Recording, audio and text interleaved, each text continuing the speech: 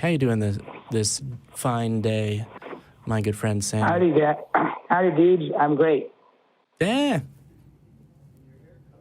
So it says here that you believe in a creator, but you don't understand why we suffer. Yeah, I mean, it's the mystery. I just can't figure out. I mean, I believe in a creator. I think, I pray to him too, but somehow I just can't figure out why there's so many people suffering, so many diseases, all these natural disasters. I mean, it doesn't all really add up to me. Yeah. So if there are natural disasters and diseases and suffering, and you think about that and you go, well, if there's a creator, why would that be? And you can't find a reason, then the first part of the sentence, at least as far as I've phrased it, is if there's a creator, right? So like if there's a creator, if there was a benevolent creator, there wouldn't be suffering and natural disasters and pointless death and disease and violence and all these things. And we look around at the world and there are these things. What does that say about the proposition that there is a benevolent creator? Well, someone has got to be running the universe, I mean, there's a way all these things work. I mean, the laws of nature, whatever you want to call that, Mother Nature or something. So, I don't know. Why does somebody have to run the universe? It's just very confusing. Well, I don't think we human beings are that smart.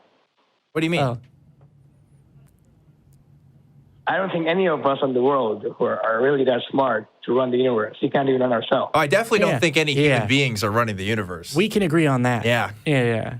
But why is anyone running the universe? What if it was just undirected chaos? Wouldn't that explain why the things that happen in the universe don't seem to care about humans? Yeah, but then why are we alive? Why are we living this life? What happens when we die? That just all these things, I guess when you believe in something, then you feel that maybe there's hope for all of us. Like Superman, Yeah, I do know what you mean, but I don't believe that Superman exists, and I do my best to find hope in other places.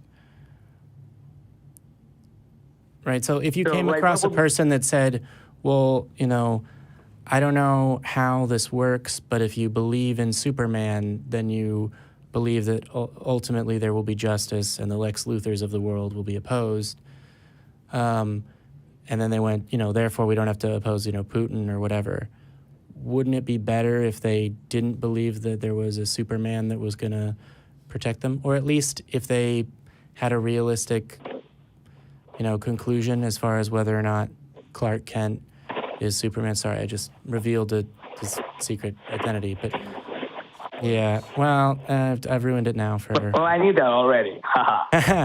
No, I just mean, if someone said, no, I believe in Superman because it gives me hope, would you find that that's a persuasive reason to believe in Superman?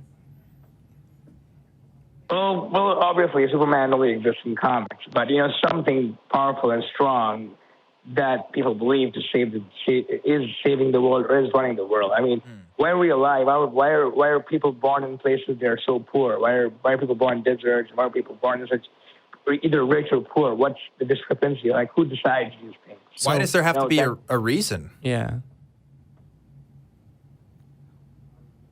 I don't know. That's what I'm here to ask you guys. So here, let me say it this way. From my perspective, there isn't a person deciding that.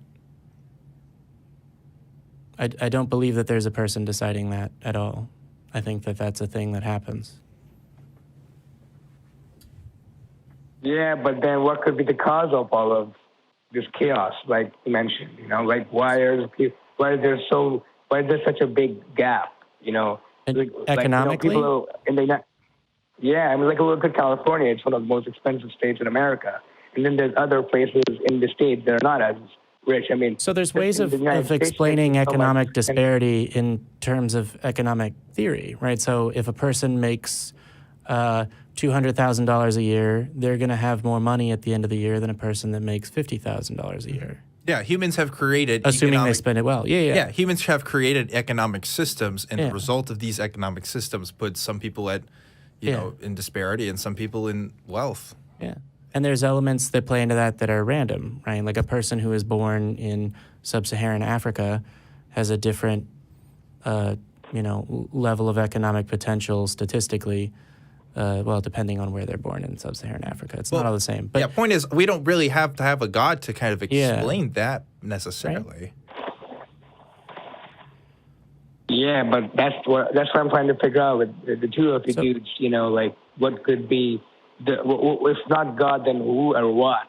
And here, let me give you a thought, Sam, and then we gotta end the show right here. But let me give you a thought to come away with, or to take home, and then call back or visit us on any of the social media. Be sure to like and subscribe. But the thought that I want to leave you with before you call back again next week is, if you're trying to figure out what the answer is, right? Why is there economic disparity? Why are there, hurricanes? Why is there disease? You didn't mention the other two, but why these things happen.